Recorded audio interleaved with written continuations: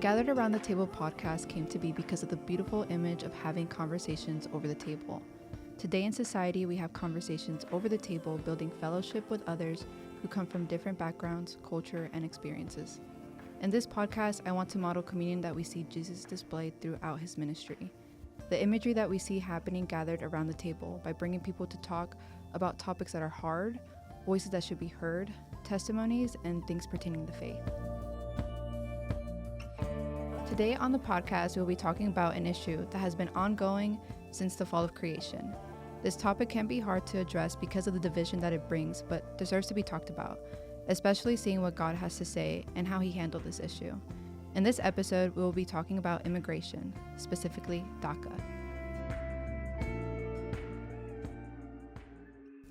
We will also be looking into Leviticus 19:34 and many other verses that talk about sojourners and how God wants us to treat other people. Provide for them. Yeah, exactly. Right. All right, so shall we start? Yeah. Should we introduce ourselves? Yeah, we should introduce ourselves. Cool. Well, you go first. Okay, I'll go first. My name's Cole. Yeah, that's it, I guess. My name is Yesley, I'm Sadie. I'm Miranda.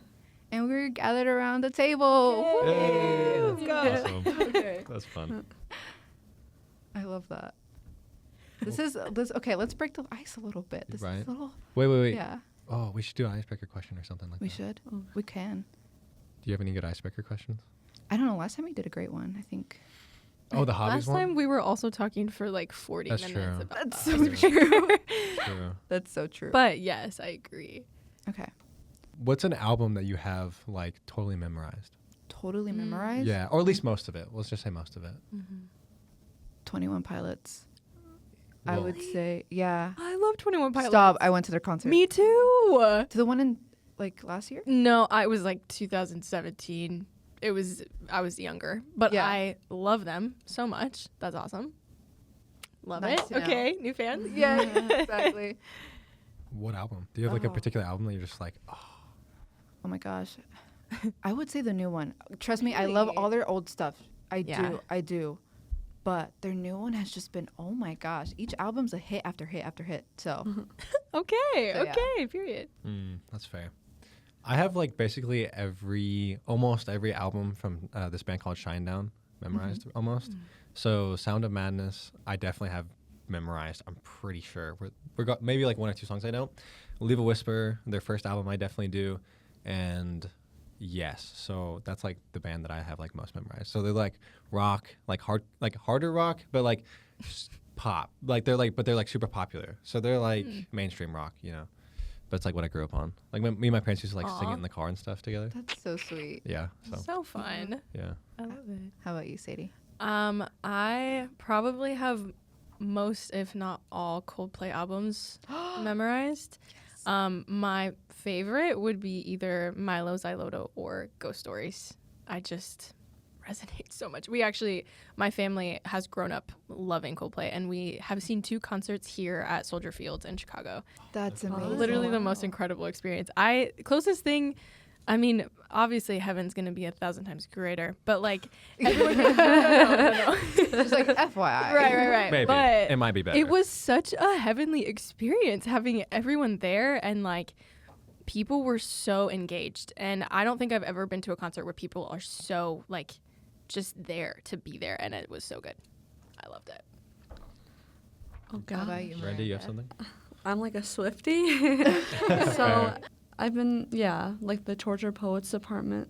It's her new one that just came out, and I've been really like enjoying it and just listening to it. Like I was listening to it over the summer, like almost every day.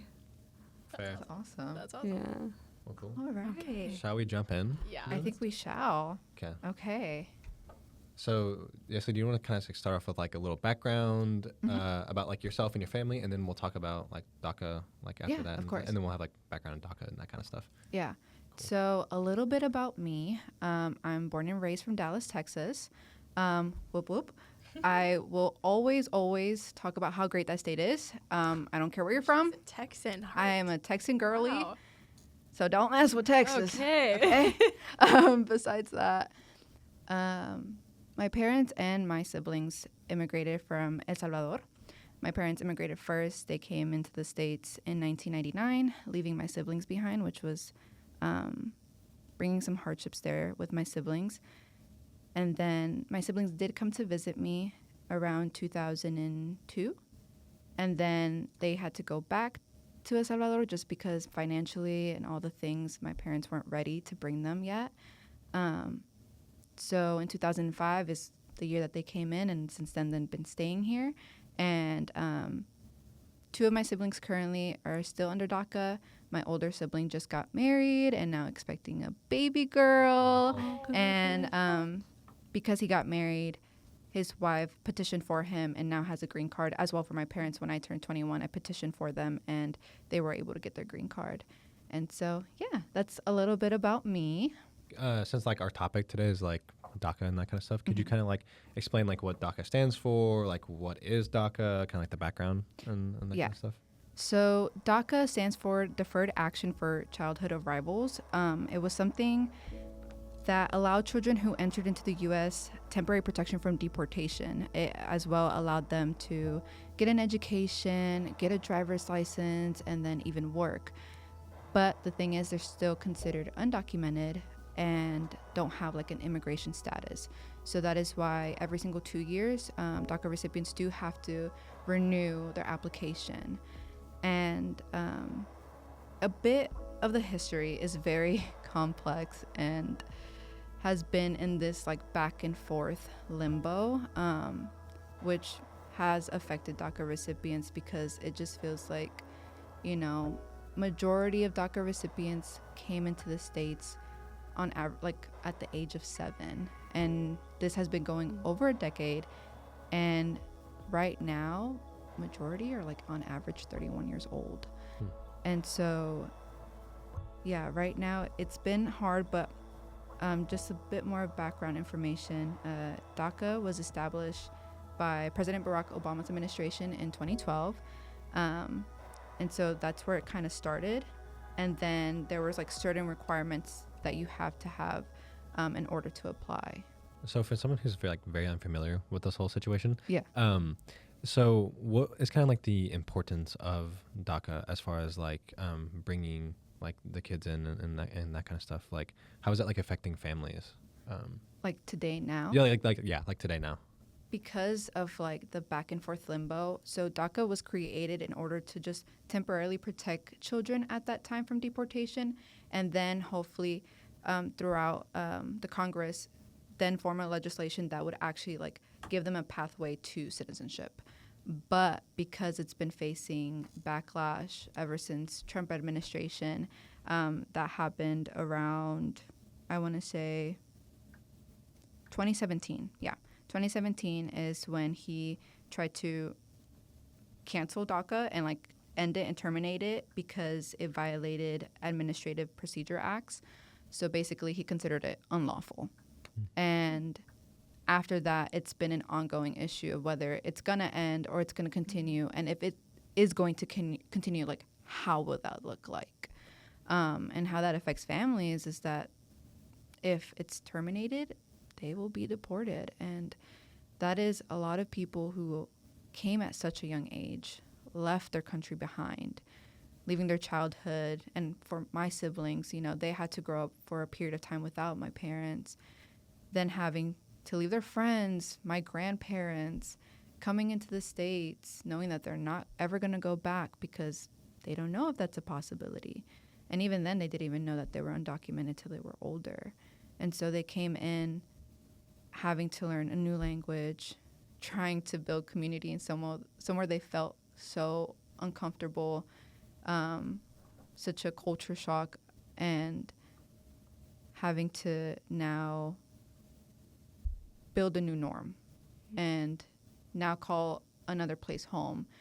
But as they've built that throughout the years, the place they call home doesn't want them in a sense. And it's like that possibility of, if it is terminated, that is years of knowing a country, building a life. This is their home, and getting it all taken away. And like the majority are now having families. My older brother is forming a family, you know, and my sister building her career, my other brother as well building his career, and what it will look like if that's terminated is just separation, fear, and just a whole new life having to adapt and just take a big pivot, you know, in life.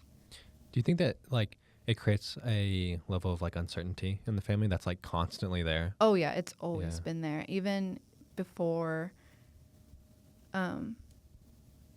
it was just that fear of like, will this happen to me? Like we grew up around seeing people who this was something that did happen to them. We knew, you know, a friend of a friend who had to go through that, and knowing that this was just temporary and it protected them, there was still that uncertain, like, what will the future look like? Because they do have to renew it every 2 years. So you're living your life in 2-year increments. And it's not knowing, like, okay, will this continue? Also, you mentioned something about there being a set of criteria that you kind of had to match in order to apply. Is that like, Yeah. what does that criteria look like, and how difficult is it for people to apply for that and actually like be like guaranteed, Yeah. you know, protection? So one thing to mention, new applicants can put in their application, but it will not be processed due to what's going on right now with trying to delegate whether they're going to continue this or not. But those who did apply, like for example my siblings, they can continue to renew it as they're trying to make a decision in the Supreme Court. But the requirements are you must have came to the U.S. before turning 16, must have arrived to the U.S. before June 15th of 2007, must have been under 31 as of June 15th, 2012, must have been physically present in the U.S. June 15th, 2007, must not have any other legal immigration status as of June 15, 2012, and they must have been enrolled in school, have graduated from high school or equivalent, or be a veteran of the U.S. Armed Forces or Coast Guard. So those were like the requirements. And thankfully, by the grace of God, my siblings all met that criteria and were able to apply. But sadly, due to backlash of this policy, there are people who do meet that requirement, and there's like hundreds of thousands who do. But because they put a halt to it, they can't even get processed. And so, yeah, those are the requirements, and that's kind of where it's standing at right now. We have a person in the crowd who wants to ask a question. William's Are gonna we come still ask recording? ask a question. Yeah, I think Yeah, come here, William. Come. Okay, that's good. My question now. Okay. Make sure you're talking into the mic as well. Yes, talk into the mic. There you go. My name is William, and I was kind of listening in because it's kind of my job at this point. I just had a question. We've been talking about DACA, and we've been talking about how Yes. it's kind of like almost like a residency status, I guess, Yeah, is yeah. what the term would be. just temporary. Temporary, yeah, exactly. What is impeding people who are underneath it from getting into the actual citizenship status? Okay. Like starting that process. Yeah, or yeah. even So I can speak for at least like for my parents. So this doesn't really it'll tie in with DACA, but basically, Okay. for my parents, they had another policy that protected them from deportation called TPS, Temporary Protection Status. So they were able to apply for that. The only way that they could get a green card per se Mhm. is through me, because I'm a U.S. citizen. Okay. It's kind of hard, It's but like sounds reverse. It just doesn't make sense, but it makes sense at the same time. because for me, like once I turn 21, you're like able to, if you're a U.S. citizen, at the age of 21, you can petition for your parents to get a green card Okay. because their immediate family. It is like easier for them. Like it doesn't take as long. So when I turned 21, we got all the papers ready. We went to a lawyer and we went ahead and applied for them to get their green card. Now, some things that stop people from even trying is because maybe it varies case by case depending on how they came into the country. Okay. Did they commit any crimes, even like just getting a ticket or getting stopped or anything like that can really change if they're able to even get a green card. Thankfully, God protected my parents. They never got a ticket, nothing, no criminal record. they did what they were supposed to do. Okay. And so they didn't have any issues with that. Another thing, money. It is expensive. It was like roughly 13 to 15,000 each for my parents. Each. Oh my gosh. Did not realize that. Wow. It is Interesting. Crazy, expensive Oh my God. to, and not a lot of people have that money. No. Like God. I can't even. I'm like I don't even have like any of that. Like I don't even have one. Yeah, I don't have anything. So it's very expensive. You got to pay lawyer fees. You got to pay the application fees. Then they have to go to the doctor, make sure that they get all these shots and that they have all these things. Then they have to go to the go get a background check and bring it. All this stuff. It's just so many things that they have to do. And even when we went to the lawyer, they had to like see a couple of things before they can even consider proceeding with our case. They're like, if you don't have this and this and this, it's like, I don't, depending on how you, first was like, how did you come to this country? Mm-hmm. Like, did you overstay your visa? Did you just cross the border? All these things. And there's even cases where because someone's just trying to make a living, sometimes they take a different name and things like that. And that can really like, not, they can even, not even, yeah. Because you have to have, you know, you have to have like credit score. How are they going to build credit score to get an apartment, to have a house, and so many things. And it's just, it gets harder. So sometimes people come in, live with family under like, you know, something that they know or a friend. And yeah, it just can get very complicated. For my siblings, I offered to petition for them, but it takes 10 years and they can't get married. Like it takes, wow. even though they're like still Like- immediate family, That's outrageous. The process for your parents took how long? it took like, I want to say 2 years 2 years. because we applied when I turned 21, I think it was 2022 Okay. or not even 2 years. I think it was 1 year because then they got their green card right before they dropped me off here at Moody. And then instantly they booked a flight to El Salvador because they haven't been there over 25 years. Yeah. Oh wow. Okay. Yeah, and even that brought difficulties. Yeah. Okay.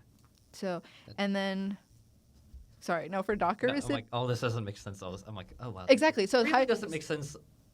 Goodness, why is it this complicated? Things shouldn't be this complicated. They are at times, Exactly. just need to. I know, and so Okay. that's why we're like, why can't we just get better? You know, like It's like, it's just it's wild to me because I'm like, even for my siblings, they've been here, like I said, for so long. They came here at such a young age. This is their new home, and they like my brother, older brother. He has a business. You know, he's forming a family. He went to college. He did all the things. Never committed a crime, and it's like, why was it so difficult for him? And sometimes, like even so, like there's other ways that they can do it. One of them is, let me see right here. They can apply for an adjustment status, but there are certain requirements. The reason why it gets very hard is because there's always certain requirements, and you have to check them all off. So for someone under DACA who wants to get an adjustment status, they have to be inspected and admitted or paroled when they came in, or admissible, meaning they haven't done anything unlawful. Have an immigrant visa immediately available, meaning having an immediate relative like a spouse, child, or parent of a U.S. citizen, and a warrant of a favorable exercise of discretion, meaning the positive weighed out the negative in their case. So that's one way. However, majority of DACA recipients do fail to meet those requirements. So another way that they can do it to get a pathway of residency is by obtaining an H-1B visa. However, it has to be filed by an employer. So this is how they can like stay in order to work, like continue to work. They have to have a bachelor's degree for that specific qualification. The person can never work outside of that specific field. The employer must prove that there is a lack of qualified people in that role. It allows one to stay in the U.S. for 6 years under the visa. And after 6 years, you have to return to your home country for a whole year, then file again. And obviously, it is costly. The application fee is $780. The registration fee is $250. And attorney fees can start from $1,500 up to $4,000, and so on, so on. And it's gotten more complicated since then. Another way that they can try to file for residency is by applying for or like getting some sort of status for an O1 visa or an E visa. But there can be many obstacles as they are a risk of having an unlawful presence. So, like many that overstay their visas. Other immigrant violations. So it's not easy just finding like another way because at the end it leads to many obstacles, money constraints. Either they did something wrong, but it could be just overstaying their visa. But after that they did everything right. Like they just lived their life. Go to college. Go to high school, college, get a job, build a career, have a family now, and and it can get very, very complicated. And if they have served in the Army or Coast Guard, that's another way. But even then, and that's a whole other topic in itself, there have been many veterans who have served who are under DACA or some other sort, and they've been deported even after serving. Because when you serve, you have to then claim the U.S. as your country. Obviously for, You're part of their military. Yeah, you can't be like, yeah, exactly. And so, and there's a lot, especially that are residing in Mexico. They usually deport them there. There's like a large group, you can look it up, of Army veterans who have served and they're just staying there. And they're like, I grew up either in California or somewhere in the States and I served my country and this is what I get back for serving. And even that, it just blows your mind. And so, yeah, it's not as common because I hear a lot of people, well, why don't they just do it the legal way? It's much harder than you think. Okay. If you think our healthcare system is bad, like, can you imagine everything else? I'm sorry. Like, No. yeah. So I agree with that statement. Oh, my goodness. I don't want to get on that either. that's a whole other topic. It's a whole other thing. Jesus and healthcare. How can we, Can't even do that. he healed. That's true. Crazy many hoops you have to go through. Yeah. And so that's why, like, my older brother, he got married, and so he was able to get his green card. But yeah, my 2 other siblings are still under DACA, and my sister one day was like, because right now there's something going on with DACA in Texas that is not affecting the other states. Yeah, because Right. Oh. Texas kind of basically ruled DACA unlawful, and then it's been an ongoing process. New people cannot apply, but the ones that are currently under it can still renew again, still in the 2-year increments. And I believe I don't know fully, but my sister, she sent me a text message. She's like, well, I just filed the last time for my next 2 years. So if I don't see you, and I'm like, wait, no, don't say that. No. Like, I'm like so trusting in the Lord, but like, no, like, that's, Okay. And so, yeah, it's just, it's hard. It's very complicated. And so sometimes it's hard hearing people just automatically, they see immigrants. Like one time I was doing a presentation in my speech class about DACA. That's why I have like these papers here too. Okay. And I was standing there and I was a little bit nervous because I'm like, I've kind of seen and, already heard people's opinion about this. And so I kind of felt like, okay, you know what? I'm going to just put it out there because it's just a burning desire for me to like share. Like, this is like, I know I'm not an immigrant, but I've seen firsthand what it effects are. And I remember standing there and they didn't even they only saw the title. And I saw people who I knew and had other classes with roll their eyes and look at each other. And that was like, okay, that literally broke my heart. Cause I'm like, you're not even willing to hear what I have to say. It's like, immigrant. Okay. Yeah. Okay. Here we go again. Let's get your view. What's going, But then after I showed a picture of my family, I'm like, I actually cried in class. I felt kind of embarrassed, but I was like, that's my family right there. And you can just feel the silence in the room after that. And then I changed, what will it look like if DACA is terminated?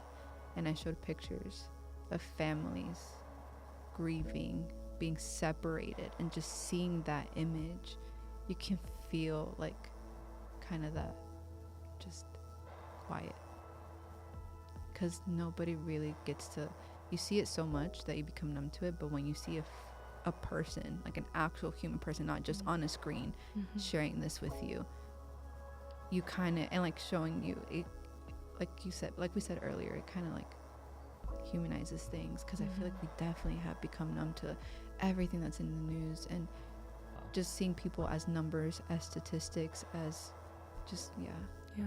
And that distance demonizes a lot. And so when we're able to see it up close, it's a life to a life and a spirit to a spirit. And there's a lot of power in that. Yeah. And sometimes it's like we got to remind ourselves, like, why is there so much hate? I'm like, that's just evil, Satan. You guys, like, why is there so much division? Like, I know it has to happen and the Lord has a plan for everything, but it's just sad to see, mainly like as Christians, you know, we're supposed to live in this world but not be like part of it. And it's sad to see that sometimes it does go that way, either left or right, whatever. It doesn't even matter at this point. Like, just seeing all the division that's it's causing, and it's like we're just called to be united, man, with the Lord. You know. But yeah, I'm glad you asked that question. Thank you. Yeah. So like, what are some like the issues that DACA is facing right now? So the main issue is it potentially being terminated. Right. That's the main thing. Mm-hmm. Especially right now, kind of going with the raids that are going on, it's kind of even heightening that uncertainty, that fear, because they are targeting not just criminals, but they're targeting people who have green cards, who are U.S. citizens, and they could fall under that too. And so the way that it's affecting them, it's like if it gets terminated, I'm going to bring you some stats here. This is where it's going to, I feel like, blow your mind. So over 800,000 people who are currently under DACA will face deportation. So how would that look like? The FWD made an analysis of the augmented 2022 American Community Survey data. It concluded that if DACA renewals are halted, this means that each month for 2 years, approximately 1,500 DACA recipients working in healthcare, including doctors and nurses, 700 educational professionals like teachers and teacher aides, and 600 personal care workers in child or senior care will be forced out of their jobs, which will be devastating to communities across the country. Another way to put in perspective, each and every day for 2 years, more than 1,000 additional U.S. citizens, including children and spouses of DACA recipients, will face separation. Just imagine that, like every single day for 2 years straight, thousands of people will be affected.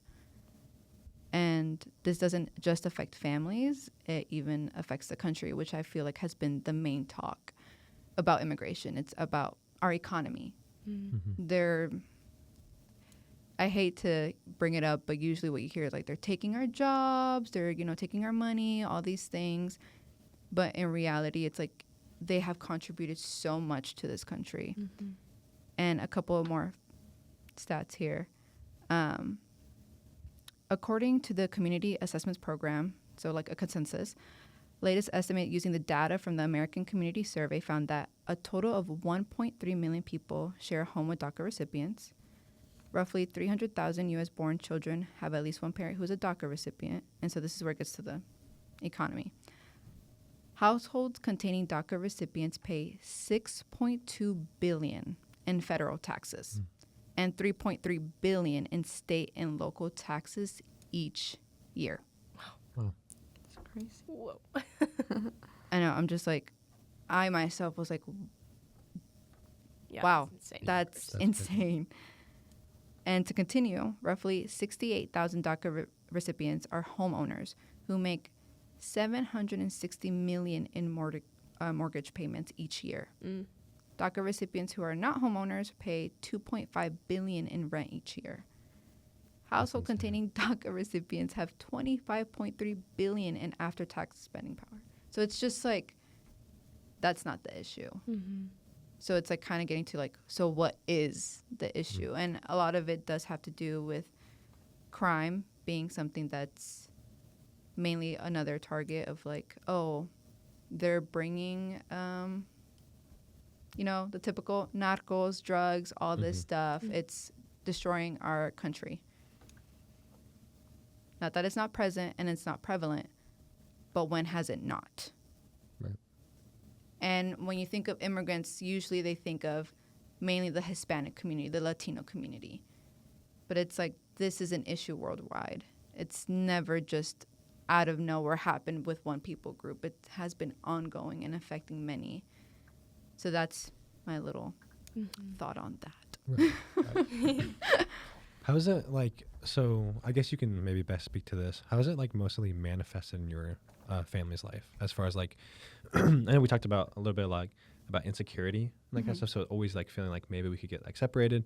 So yeah, how's it kind of like affected your family like personally, and then also how have you seen it affect other families that you maybe know from your community back home or just around? Yeah. So in my family, not just bringing uncertainty, but I've seen it through the life of my sister, how it affected her personally. At some point, she didn't get her work authorization card the date that she expected to. And so with that, she couldn't work. And so she had to take some time off not knowing when will I go back to work? Will there be a position still open for me? Are they willing to wait for me because of my situation and my circumstance? And it's just that something that you just don't think of can happen just like instantly. And now you're just facing a whole other world. And so I was able to see that, but also as well, like my family and even her trusting in the Lord that at the end of the day, like God knows what he's doing. If they don't want to wait for me, that's okay. If it takes me time to find another job, whatever the case may be, like the Lord has it in control. And I think that's been something that's, you know, gone through even surrounding my community and seeing other people who are DACA recipients who go to my church. And I've seen them go to college, build their career now, you know, establishing homes or buying homes and things like that. And even that taking that leap of faith of buying a home Right. and not knowing if one day, if you are facing deportation, then like all your hard work has been, in a sense, in vain. Erased. Right. Yeah. Yeah. Yeah, because it's already like hard enough to come over to a brand new country and to have like a totally fresh new start, and then to like work your way up and build something for yourself, and then all of a sudden like a new administration comes in or whatever, and it's just all gone. Yeah, I can imagine that would be really heavy on people. Yeah. And then for these people who, like, for your siblings in particular, they are young still, and so to move would be going to a place that doesn't feel like home, even though like maybe that's where they're from, but it's not home. It's not where they're from, and so that would be just a mental, emotional, like, really, that would just be really hard and like just profoundly different and shocking to go back. Yeah. Do you think your siblings feel like the U.S. is home for them? Oh, definitely. Yeah. Okay. Just how I am prideful Yeah. with Texas. That's right. They're like, Texas. Yeah. Right. Are you a Cowboys fan? Are you a Cowboys fan? We all are in the Oh, household. Oh, We all. wow. I know. It's hard because That's unfortunate. we don't talk about the last season. Or Either. the season before that, Yeah. or the season before Okay, that, okay, or I how see. every year that they're overrated. Whoa. Okay. Sorry, it's You true. have your personal Whoa. Look, opinion. no, I don't know. It- How many years does it have to happen for it to be fact? Okay. Right? Okay. Whoa. Who do you go for? That doesn't. Hey. Okay. Look, this podcast is tell me about it's He doctors. probably goes for the No. Colts, in which case Yeah. he has Colts fan, no credit which to I have speak. nothing to talk about. Yeah. Bears suck. Before you come Yeah. at me. That's true. That's true. Before you come at me, just reflect on Right. you know, on your own. Like, Hey, my aunt is a Takes one to know one, that's a right. Dallas fan. Hey, okay, yeah, fair enough. Right. My aunt's a Texas fan though. woo woo. Yeah. Yep. I'm So yeah, I really want to make it down to AT&T Stadium though at some point. It's huge. I mean, when they say everything's bigger in Texas, Right. it truly is. Right. Like, I'm not gonna joke. Right. It is. And when I went into that when I went to that stadium the first time, oh my gosh, I was like, I feel so tiny. Right. This is outrageous. But then having all those people like gathered and you're like all hyped up and you're like, yeah, I don't care what anybody has to say about them. You know, you just feel that, I don't know, that joy, that love. Yeah. That passion. Mm-hmm. Something that I'm noticing, like as we're talking, or whatever, is that like you have like such a love for like Texas and like Dallas and the Cowboys and that kind of stuff. And I feel like that Do you think that maybe some of these policies or whatever might dehumanize the immigrants and the people that have come over? Because I feel like you talk to some of these policymakers maybe, and you're just like, oh, I love the Cowboys and that kind of stuff, and you guys could like connect and bond over that potentially, or have like a good conversation or whatever about it. It might humanize people a little bit more. Do you think that maybe what policymakers possibly might be doing is like just, oh, well, then just numbers on a screen, Oh, definitely. right? Because I mean that's like interesting, right? Because like you love Texas, yeah. you know, like you're a Texan, Yeah. you know what I mean? And that exactly. like, right? It's like, and I think that's really interesting because it's like those policymakers will never be able to see that story. And Yeah. that's why I feel like it's so important to talk about, because they're not just people that you see on the news and then you're like, well, that's not affecting me. Switch. Right. You know? Mm. It's like these are actual lives. Like, and sometimes it takes, I don't know, to build, like, to get to know a person and see them beyond of what, you know, is being said about them. Like, they are humans who are experiencing the same life and have even commonalities with you. And if you just took the time to get to know them and understand and hear their story, it's like you feel that, like, wow, like, kind of like a push to do something. And that's where, like, the Bible just tells you what to do. Yeah. And what's so amazing, it's like just how, you know, we talked about that. It's like building that relationship over like a table, Right. and you kind of get to see that in the Bible so much. And people can look at the TV and or social media and get infiltrated with all these opinions about these people. But if you just took the time to know them, get to talk to them, hear their story, like, and sometimes some people think, oh, I could never talk to this person, like, you know, because they have this presupposition of them. Jesus didn't do that. Jesus met with people who the Pharisees were like, why is he eating with these people? Why is he eating with sinners? Why is he talking to the woman there at the well? And all, it's because that's what we're, you know, called to do. And these Right. are human people who are going through things. And if we could just share, like, shed light to this. And I know some of them might be afraid just because how people already think of them, the backlash that they might get, the fear of just, you know, their situation. Is it safe to talk about it? But it's something that's important to, you know, shed light on. Yeah. I think the church in America could do a lot better about like living amongst the people and trying to understand them, right? Because we tend to throw money at a lot of things. You know what I Yeah. mean? Like that's what we do. We just throw money at things. We're just It's like, well, that'll fix it, convenient. right? Yeah. Well, if we just throw money, I'll sit up in my, you know, my really nice house with my white picket fence and my 2 kids and 2.5 kids. And To have to well, specifically. you're right, 2.5 specifically, right?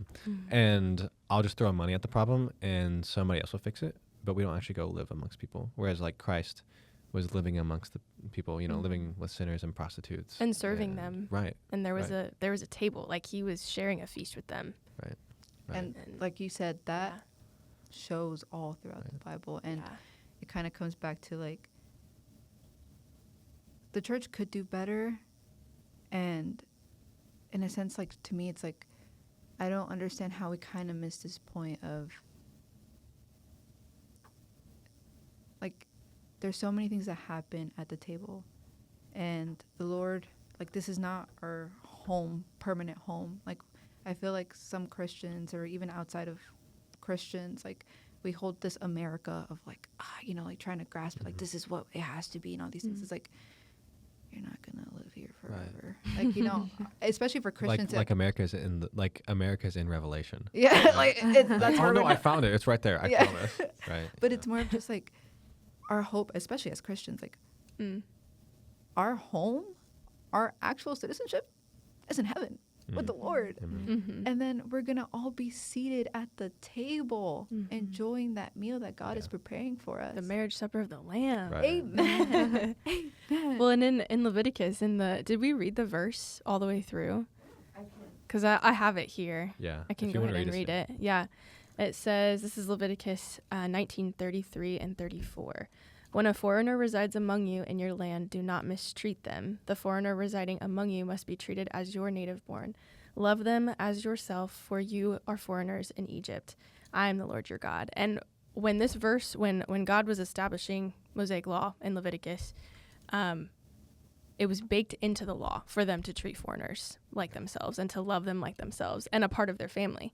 And again, like you said, Jesus in the Gospels, as the fulfillment of Mosaic law, which is really cool, he demonstrated that, he embodied that, and he invited people to the table. And even when he was eating with his disciples, I mean, those men were sinful. They had a background of sin, right? And he pulled them in. And when he was eating with tax collectors, they were sinful, and he pulled them in by his grace. And that's also just a window of then the eternal table, and where we will be seated, and that's extended to the world. You know, that's extended to anyone who proclaims that Christ is Lord. And what an amazing revelation that is, and revelation, LOL. But like, it's just, I just think that's really beautiful. And yeah. Honestly, it's just, even from like the very beginning, I was talking to a friend about this before coming here. And she kind of shed a little light, like from the beginning of Genesis, that we see that, you know, God was having fellowship with man, and then sin came in and they were separated. Like they had to go be sojourners somewhere else.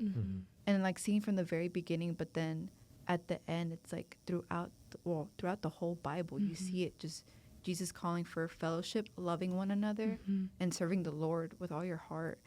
And at the end, the result that's going to be is in heaven, seated with him, all together at the table. Yeah.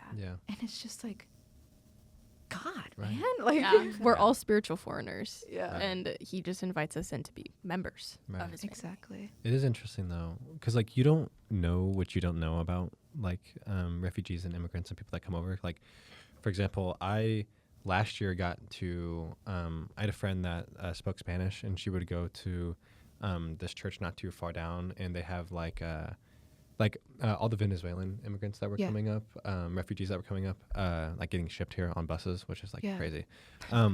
She would go down to this like food pantry, like closet thing, like they had a bunch of like food and clothes and that kind of stuff, and they would like give people in need things out for free and stuff. And so I went with her one day because she just invited me. You know, I can't speak a lick of Spanish at all. Like I can't speak any of it. Not that I should have paid attention in high school, but I did it during COVID and I cheated the whole thing.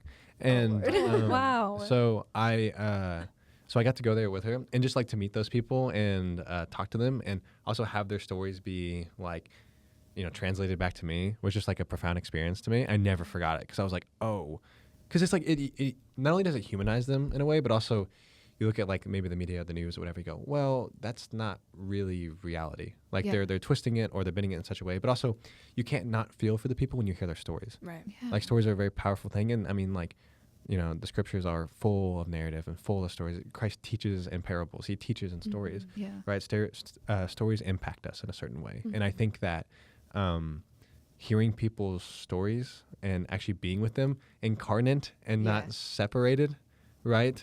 Because we become functional Gnostics because we're all in our phones and stuff, right? So Yeah. That's a physically, whole other topic. Yeah, right? Like physically Get here, into that. physically here, and then like but mentally somewhere else.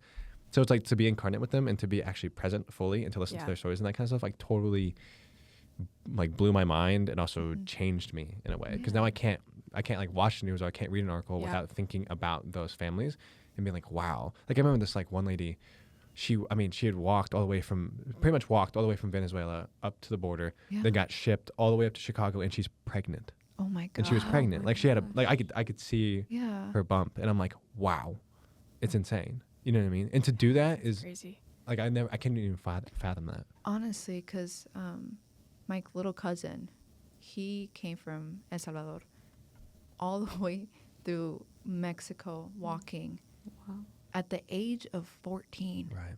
I'm like, I can't imagine myself. Like when he was telling me this, because I never had thought to ask him. And I'm like, hey, like, actually, I remember just being on the other side. Like, how was this for you? And I remember at one point getting afraid because he had like a phone with him and we couldn't contact him for like days or even weeks. And like my thought went, he's dead. And it was hard. I haven't even met him. And I'm like, what if this happened? Thankfully, they were able to, like, he sent out a message saying that he's okay, everything. They were able to get in contact. But then him telling me that at one point he had gone into a house. And that's where they would have, like, the immigrants stay for a while. until it was in the clear, because there are narcos, you know, who have checkpoints. And sadly, they did come to the house, had them all go out, line up, and they all had guns. And he thought to himself, I'm going to die. Like, and this is someone who is blood to me. Right. Like, I feel like at some point, even myself, like, because I'm the only US born, there were just some ways where I was kind of numb to it, but I wasn't. Because growing up, I heard so much about it, like how it affected my parents, my siblings, and then the pressure that kind of got on me as being a US born, and the things that I had to do in order to push, because I had more opportunities. But just getting to hear his story, like how he had to travel and face that at 14 years old, to me, that's traumatizing. Yeah. That's such a hard thing to even think of. Like, you made all this way, and to think, wow, I might not even make it. I might not even get the opportunity. And thankfully, by the grace of God, you know, they left, and he was able to come to the border, and he was there for like a month or two until my aunt did the process where they go ahead and say, like, I have this person living here in the States. They can, you know, provide, they have enough money to like support me and everything. And they start building a case, basically. Right. So that's how it kind of Yeah. went for him. I didn't even think about that. Yeah. And Like, so, you have to like build a case just to get somebody across, you know, to live. like, they have to in the like States. apply, Right. get your information, they get to other people, make sure that you're not Mm. a criminal and things like that. But even hearing his story, how like he was hungry, he was in a cage, you know, because they have it like in those cages, and then they let you out for a couple hours, Terrible. and then like you just get like a couple water bottles and maybe chips and some food, but it's not even good. And he made a friend there, and he told me how his friend was like, I'm going insane. Like, I can't imagine day and night being in a place like that and just yearning for that. I just want to get out of here and be home. And so yeah, it's crazy once you get to hear these stories, and there's so many others like it, and some people who have been here for so long, like my siblings, like other people I know from my own church, and getting to hear their stories, like, very impactful, and just makes you realize, like, wow, like the impact that this has, like the true impact. Yeah. And it's sad they have to like carry that trauma like their whole lives at such a young age too, like 14. I can't even like imagine. I know. So sad. Yeah. And now I'm glad that, you know, now he's older, he graduated high school, and he's working, and just to see him like now blossom at church, it's been great. Even seeing him like navigate those hardships that I can't even fathom having to go through. Yeah. It's like, wow. Do you find that those experiences, do they strengthen the faith of like your family members, or has that been really tough for them to deal with? Like, how has that kind of impacted their walk with Christ? I feel like from my perspective, it definitely, I saw the hand of the Lord just work through it. At points I didn't understand it. At points I didn't even see it at all. But I knew my parents were very strong in their faith. And my mom's mentality was like, the Lord has brought us this far. He has a purpose and a reason. And my trust is built on him, not on the man who's sitting in the office at the White House, not on anything else. My faith is in God, and where he brought me is here. And I know that I came here to give you guys a better life, however that may look like. And I saw her work, my dad work hard. And at times it was hard because it just felt like, what if it's gonna end? What if one day, yeah, my dad's deported, my mom's deported, or my sibling? Like, how would that look like? How we would continue to be a family? How would that function? How would someone being in our home country be alone? How would that go? Knowing that there's family, but still, it's like just thinking and navigating all through that, and seeing how we were all raised in the same house, but did had different experience, and how the Lord worked through all of my siblings in different ways, and where he has brought them. And now it's, to me, I just stand and like literally like pray and fall to my knees, like, thank you, God, for what you have done and what you've continued to do. And at the end of the day, no matter what happens, I know, and I've seen it, like, no matter what is going on around me, I can only do what you've called me to do, but also just have faith and trust in you. And also, no matter what injustice I'm facing here, I feel like I haven't seen justice be brought to, I will see it in the end. And having that hope. And I feel like my family does have that as well.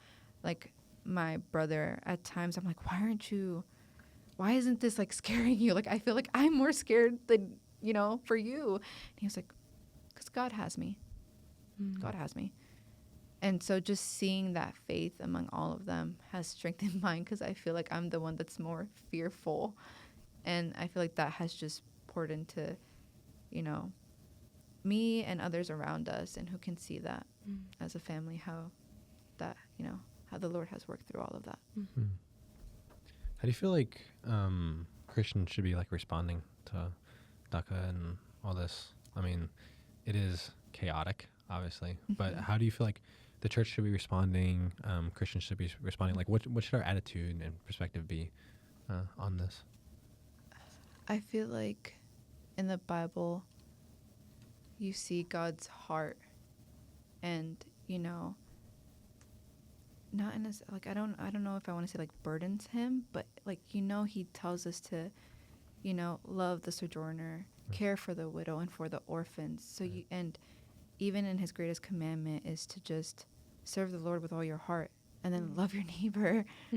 And those are the greatest commandments. And I feel like the church has kind of, I can't speak for all of them, but from what the media shows and all these things, I feel like you think of a Christian, you think, Republican, you already kind of know their standpoint. And I've kind of had that experience even with people here.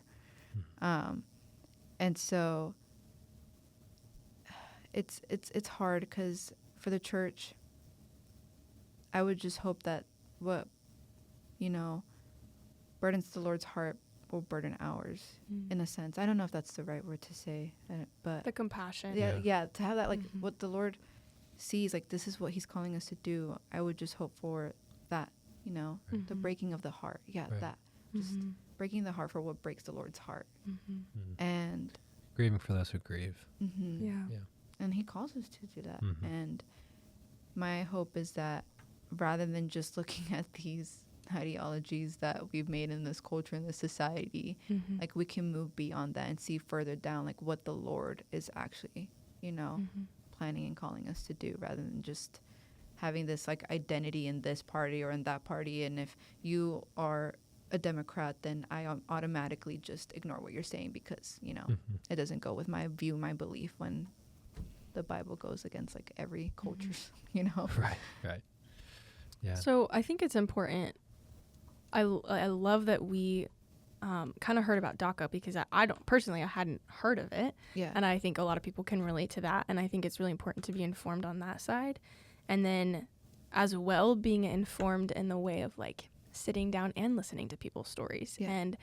And that's a level of informed that you kind of have to go out and cultivate. And so how, for those who maybe feel like this is something that is breaking their heart, and they want to take action, and they want to be present in this kind of cultural issue and political issue, it's kind of intimidating. But how, like, what are really tangible, practical ways that we can step into that? And because obviously we want to love, but what does that look like? Because sometimes it can be so broad and so intimidating to try to involve ourselves in that. Yeah, I feel like rather than taking that view of like, oh, you're an immigrant, let me just, it's more of like, that's a person. Yeah, because Get to know, get to know them. Yeah. Like, yes, that is something, their circumstance, but they're more than just that. Yeah, we don't really like see immigrant. Yeah. You know what I mean? And I mean, like, that's 'Cause plastered everywhere. Right. Like, the first thing Right. you see, it's like, oh, I see you, you're brown and all this stuff, immigrant. Right. Or they associate you with this country Yeah. and things like that. And we so it's like, oh no, you can we go. just like label them before we get to know them, really. Yeah, exactly. Yeah. And so I feel like if you feel like your heart is breaking and you want to do something, just go out there. I mean, here on campus, there's so many Latinos and Hispanics, and even beyond that, that's not just the only people group that, are immigrants. There are beyond that, but sadly, that's just been the main one who's been plastered on social media. So get to know the person. Maybe they're in your friend group, or they're not. They're in your church, and you've seen them, and you've never spoken to them. Go talk to them. And at the end, like, don't be fearful, because they're just another person. They're your brother and sister, and you can go and build a relationship and love them and treat them with kindness. And then Yeah. within that, you get to build that fellowship, and within that fellowship, you get to know and like hear their stories, and the Lord will lead, you know. And wherever we feel like, man, like this is just out of our control, there's so much injustice, like I feel this anger like building up in me, even though we might not see it here, like again, the biggest thing is like we're gonna see it at the end when the Lord comes back. Right. And I feel like that's the biggest thing, because right now it's like all this brings just like division, even amongst the church. You see it so much, and it's like, you guys, like we're dividing the church when we're supposed to be united in order to show around the world what it's supposed to look like, but we're not even doing it here. So like, how can we show the world when they're going here and there and all these things, when like we gotta start there as like from the church first, and hopefully like take it out to the world. And if we don't, like I said, if you don't see, it's hard because we want to take control into our own hands and bring justice and do this, and like God is in control and he knows what he is doing. And so at the end of the day, if we don't see it here in this world, we're going to see it at the end. And so that is where, you know, I feel like we should rely on and just leaning onto the Lord and what he has to say and what is to come. That's awesome. Yeah.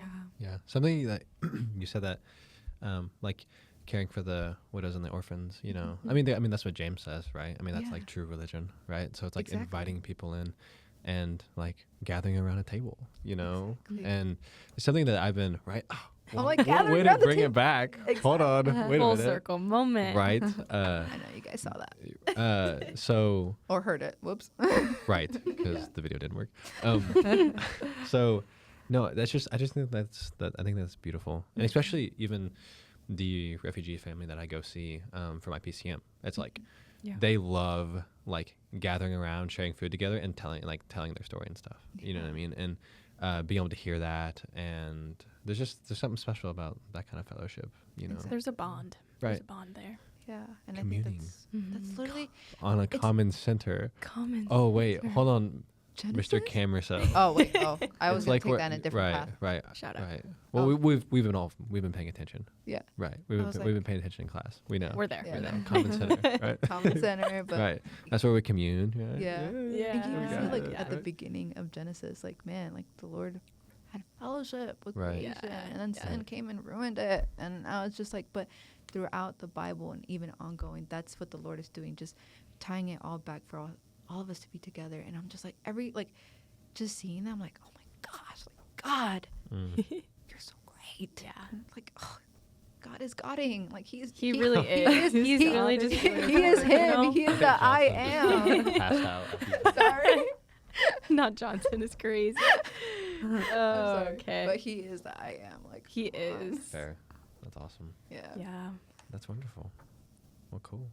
Do you guys have like any more questions This is or cool. anything off the top of your head? I did want to share something that did impact me, that Miranda was able to share from her family. So she reached out to her aunts to just kind of get a perspective, and one that literally gave me chills. And I would Me love for too, Miranda to like yeah. go ahead and explain it. Here, let me pull it up because I have. Here, I got you. Oh, thank you. Even though my aunt is from Puerto Rico, which is a U.S. territory, she is teaching in a middle school in the suburbs. So she says that so far none of my students have encountered any issues pertaining to immigration. I teach in a predominantly suburban school district where I don't have any immigrant students. However, my friend who teaches in Highwood witnessed a father being taken away by ICE and was deported shortly after. It was horrific. It was a horrific sight, seeing the father screaming to his family, "Go hide, get in the house." That's just so, like, That literally, like Terrible. when I read that, gave me chills. Me too. I Because was it's like, just wow. like, imagine just seeing that before your eyes. And that is what is currently happening. Even in my own state, as much as I love it, sadly, there are so many vans out there who are just targeting the Latino community, like this neighborhood that is predominantly just Latinos. And getting to see a picture that my brother took where there was a van and all you see is like a row of people sitting on the curb handcuffed. And I'm like, what if that's a friend or a family member or someone who goes to church, or even beyond, even if I don't even know them, that is a life. And who has a family waiting at home, children who are waiting to be dad hi or mom hi, and not getting to see them again. It's terrible. Yeah. It's like it shatters your heart. And I feel like media has just really made this numbing to people, where it's just another news that's just plastered out there, where other people can be like, that goes with what I agree with, and there's other people who are like injustice, and it's just hard to navigate. But it's like, these are people who are now experiencing a whole different life. And yes, I understand that there are criminals who need to be, facing their punishment for what they've done. But sadly, now this is going into innocent people who are even U.S. citizens, green card holders, and even if they are undocumented, have done nothing and just trying to live out the American dream. But it's hard because America doesn't want them. Yeah, when I read that, it gave me chills, because I was thinking about my own dad. Like, if I was a young girl, like, playing outside, and, like, him, like, screaming, like, go inside, hide, like, I wouldn't even know, like, what I would have done. Yeah. It's sad to see, and I just hope that in talking with this, and to those who are listening, that it just sheds a light to something maybe they've heard of or haven't even known of, and can just be praying for that too, actively just praying. I mean, our world, there's so much outside of immigration that's going on too, and I feel like right now the church is really needing to come together. Forget all your, opinions. These are people's life at the end of the day, and the Lord's heart yearns for each and every person. I mean, we're called out to reach each and every person no matter what. And so it's like we have to come together as a church to pray for not just immigration, but our whole world, as it's facing so many things. We're seeing all the evil just right before our eyes unfold. I think that should be, we can come to a close. Would we want to like pray out or something like that? Yeah, we potentially? could. If you want to. Yeah, I it's was not- thinking. It's not in the script. But Is there I guess we could go off script for prayer. no script. I've never seen a script. I don't know. no script at all? We just, would you like to pray? I was thinking you could do it. Yes, Unless you I want me think you to. should do it. I think you should do it. I should I though. think you should do it. You should. Yeah. Oh, Lord. Okay. So those who are listening, if you can just bow your head and close your eyes. Dear Heavenly Father, thank you so much for just this opportunity to come as a group and talk about these things that are breaking your heart. And Lord, I just pray that this can just reach out to people and they can learn something and take it and just motivate them to just build that unity within the church and out to reach the world as well, Lord. And that at the end that we can just think of just you, Lord, and that one day we will all be in heaven seated at the table with you, eating in fellowship. And that's what has been the goal from the very beginning. And sadly, evil and sin has taken that away from us, Lord. And so let us not conform into this world and what everyone else has to say, but listen and lean on to you, what you have to say and what you've given to us in the Bible. And you spoke and you're still actively speaking. And Lord, I just pray that we can just come together, protect all these families, Lord, bring them peace, bring them comfort, and remind them that at the end of the day to just trust in you, Lord. And that if they don't know you, we can go out and get to know these people and plant a seed where they can get to know you, Lord, and you have everything else in your control. So, Lord, I just pray for this world, pray for this country, and that we just be reminded that everything is in your hands, no matter who's sitting in that office, no matter what their belief or value, whatever it can be, Lord, that ultimately we just have our faith and trust in you. So I just pray all these things. I give you thanks again, Lord. In Jesus' name, amen. Amen. All right. Well, thank you, everyone, for coming and talking. And I hope to the listeners that, they were able to just, feel like they were part here sitting with us at the table, gathered around at the table. Wink, wink. And so thank you so much again. And hopefully we can bring out more episodes. Right? Okay. Awesome. All right. Cool. Yay! Awesome.